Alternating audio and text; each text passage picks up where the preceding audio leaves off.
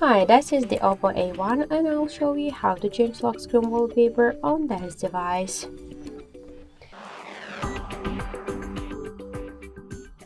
So open first the settings, then tap to wallpapers and style, tap to allow, click wallpapers, and here you'll see the albums, wallpapers, the live ones, the static ones, and online wallpapers. To use the online wallpapers, you should be connected to the internet, to Wi-Fi or to mobile data.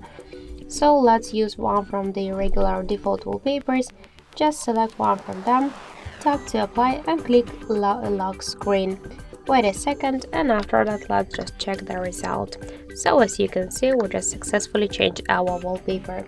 Also, we got one more way how we could do that. Just first hold for a while home screen with your finger, then on the left down corner tap to wallpapers, and by the same way select one from the default or online wallpapers, tap to apply, click to lock screen, and that's it. So thank you for watching, and if you find this video helpful, leave thumbs up and subscribe our channel.